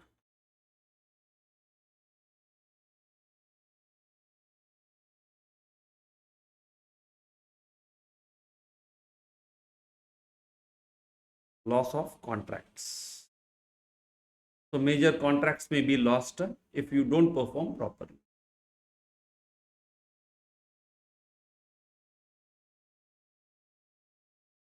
And the third reason why incentive pressure, TCWG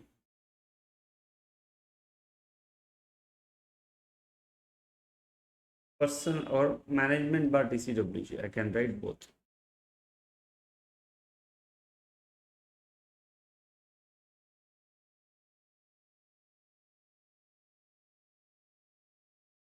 Personal finance situation, personal financial situation. What all those factors? Financial interest. They must have invested in the shares of the company. Contingent compensation. They can be given a contingent compensation or personal guarantee. Yes, enough. Or it can be a personal guarantee. See, students, when you read, when you write, how your mind becomes so clear. If you jump, gone. You're running fast, gone. Go slow. Later you pick up.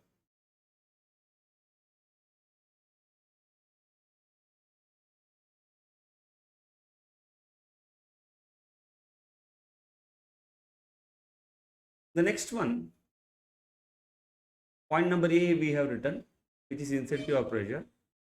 So we are supposed to write point number B, which is opportunity.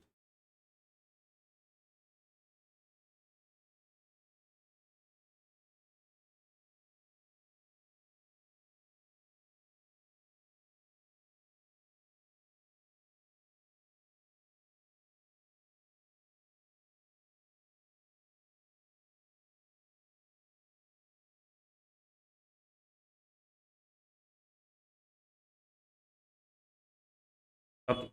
So what is an opportunity? Let's go back. What is the opportunity for financial reporting? Again, there are some points, like major points.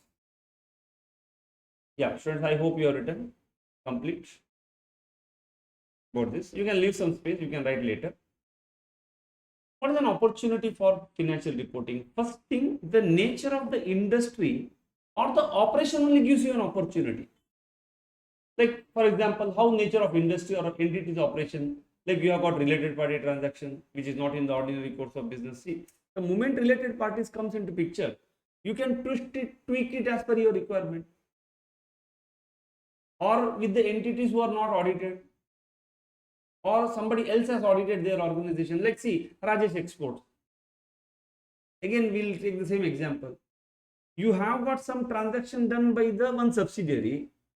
That subsidiary auditors are different. Your parent auditor is different. And that subsidiary is sitting in one foreign country. And that too, that is a sub-subsidiary. See, so much this type of organization structure gives you high opportunity to create fraud because nobody will be aware. Some auditor, some other firm only did the audit. Or a strong financial presence or ability to dominate certain industry sectors. Entity dictates the terms and conditions to the suppliers, customers, may result into inappropriate non-arm's length transaction. See, what happens now, since somebody becomes a very dominant in the industry, see what else, what they can do? Simple. I'm sort of sales now, but I'm a very dominant supplier. So I will tell my customers, you take this material by 31st March. This is called a bill and hold. Now customer says we don't want. Otherwise, if we are going to reject it, I'm going to stop supplying to you. Since you are so dominating supplier in the industry, or you are so dominating customer in the industry, you will be able to dictate the terms with the suppliers and customers, and your customers and suppliers will listen to you because you are giving them business, you are giving them raw material. So what you can do now, you can have some transactions where the transactions are not happening in the arm's length price, which otherwise nobody would have agreed. Since because of your dominant position, you are giving so much business, people will listen. And is it not an opportunity because of your operation? Assets, liabilities, revenues, expenses based on significant estimates, having significant subjective judgments, uncertainty, clear cut opportunity. If you can calculate the depreciation, you cannot do fraud. Okay, it's very clear cut. But any some other estimates, okay, your revenue recognition, long-term contracts, percentage of completion, or some estimate, variable transactions. We have seen some of the question. The management included escalation clause and all. See, this gives an opportunity for them to manipulate by putting escalation clause. So making the fixed price into variable price, and they can play with that variable price. Or high complex transactions at the close of the year end, that was difficult substance over form. Like I told you, loan is converted into equity. So substance over form. It's very difficult to figure out that it is loan. It has been shifted through different organizations, through different ways there. Or significant operations located outside the international borders. You see, Satyam case also again I tell you, the majority of the revenue was booked from another country. And where were employees? They were told employees are sitting, because see, for a software company, on the income side, they have got revenue from sale of software. And the biggest expense is on the employee cost. They don't have any purchase and all. They don't have inventory. They have got employee cost. Now one question came, where is your employee? They are sitting in a foreign country. Then no, fake employees are created, fake sales are created. And it is very difficult for you because located in international borders. Use of business intermediaries, which there appears to be no clear justification. So the moment you, again I can go back to the Enron fraud. Okay, they used one, what is called a special purpose vehicle. Beautiful. If you are interested, students, what they did, no, Enron was a very big, sixth largest company in USA in terms of revenue and all. Now, they entered into long-term contracts with the customer. And because of considering some accounting loophole, they started to discount the long-term value and book the entry right now only for the revenue recognition, customer account debit to sales. See how they have done the fraud. I'm just giving one guess. So what they should have recognized, they should have recognized it every year. But considering some accounting loophole, what they did, this is called creative accounting. Any long-term contract's present value, now only they pass the journal entry. So this customer account will remain for next 10 years in your balance sheet. Then they moved this, they sold the customer to some asset management company. And this asset management company did the securitization. It pulled all the customers, made it into pieces, and all these pieces were sold to the investors. So investors, then on what ground investors will say buy this? Who are these debtors? Who are these customers? Unknown people. Why investors should buy an unknown customer? What is no? Your Enron gave bank the guarantee. The guarantee was sitting outside the balance sheet. Please understand, it is not inside the balance sheet. It is in the notes to accounts. Now these investors paid money to AMC. This AMC paid money back to or SPV, special purpose vehicle, intermediary. And this special purpose vehicle gave back money to the Enron. And what the entry they passed? Bank account debit to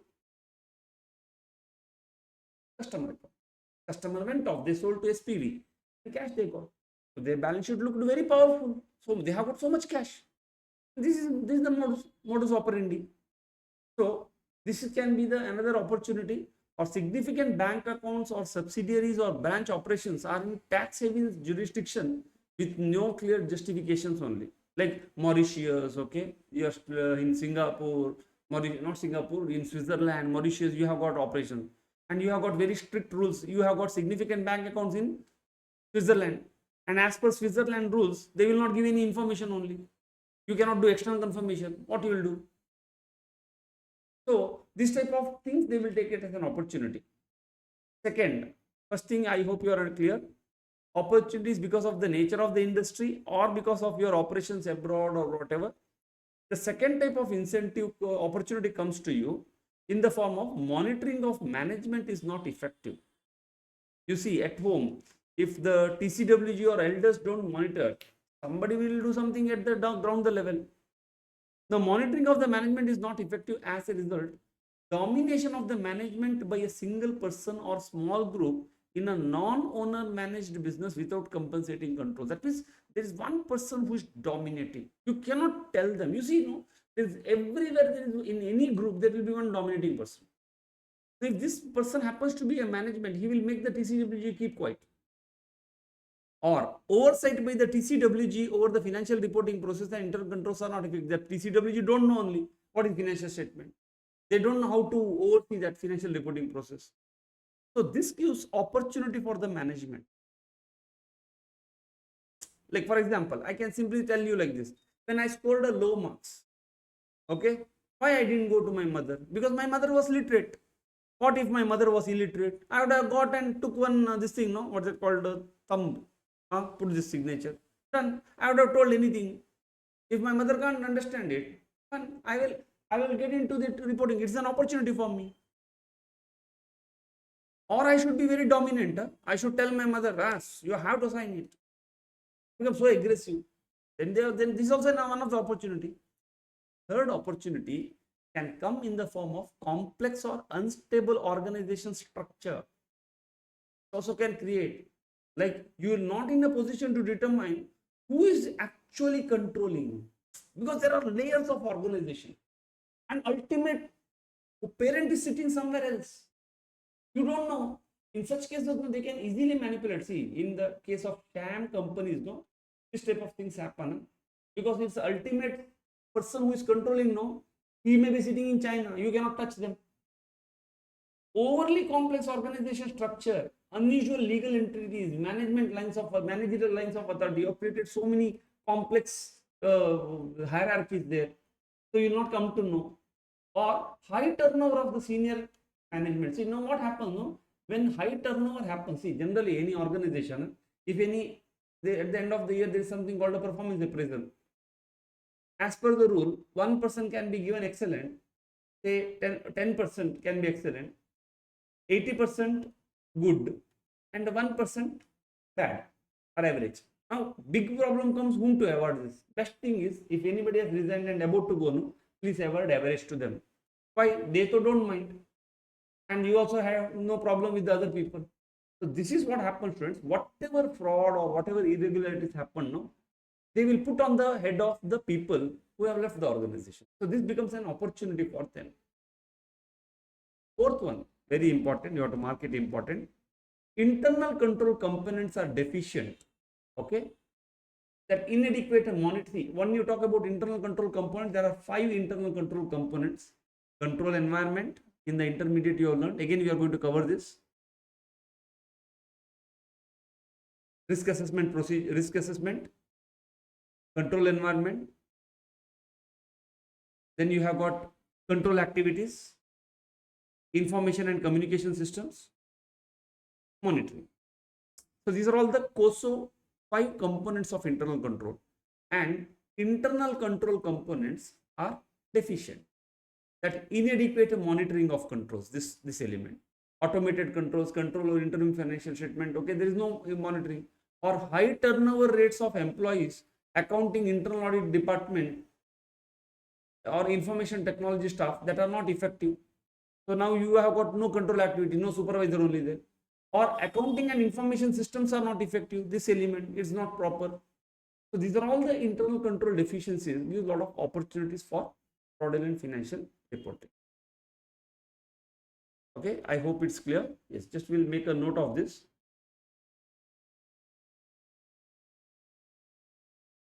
Yes. Next is the opportunity to commit a fraud. The first reason what you can have for committing the fraud or opportunity to commit the fraud, nature of industry or entity operation. Nature of the industry or entity's operation. What all those factors? Related party, transaction, then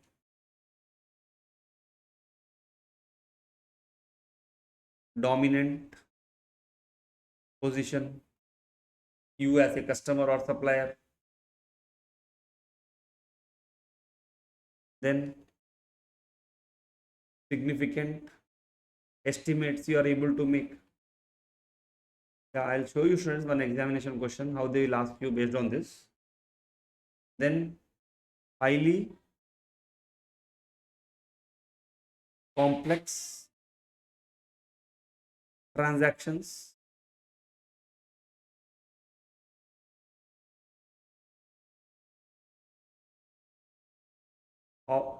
operations abroad,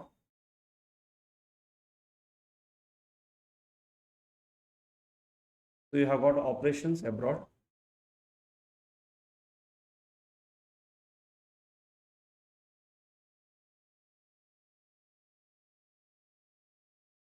business intermediary,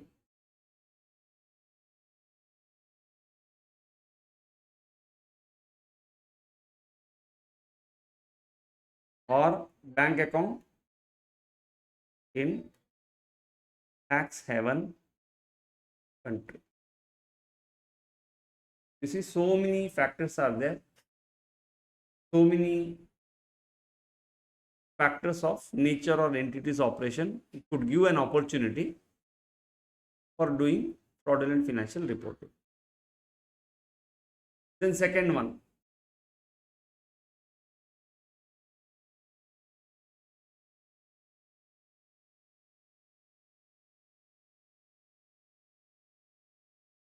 ineffective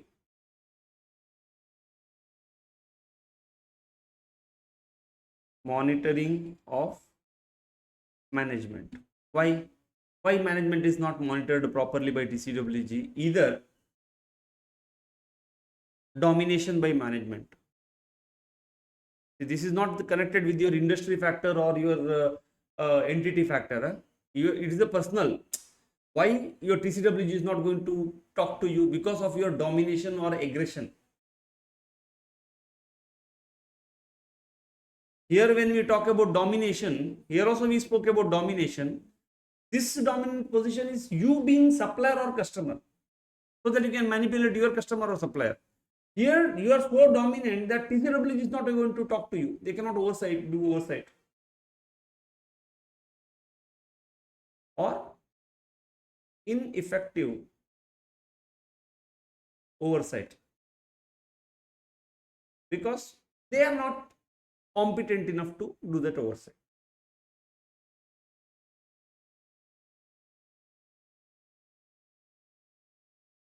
Third element, complex organization structure. It is not entities operation.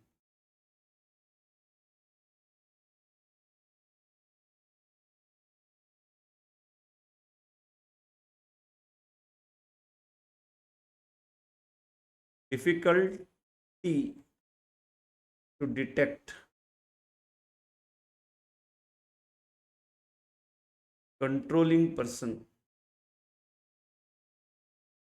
Difficulty to detect the controlling person. High turnover of management. So turnover of management is not staying in the same job, they are changing of senior management or legal counsel.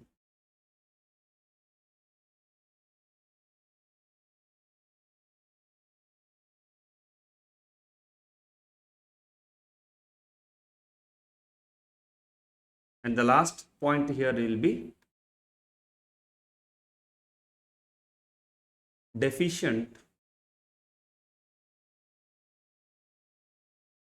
internal control components. Okay, which all those? Inadequate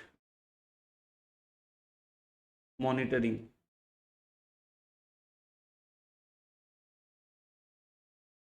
That is, maker and checker is not there, or you don't have any automated controls. High employee turnover. So there it is senior management turnover. So when you have got experienced employees are not there, then that creates an opportunity now to manipulate the accounts or whatever.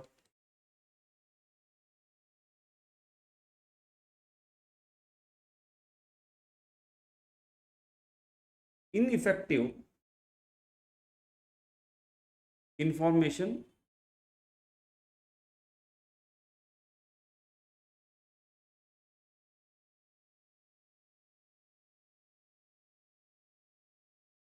yes.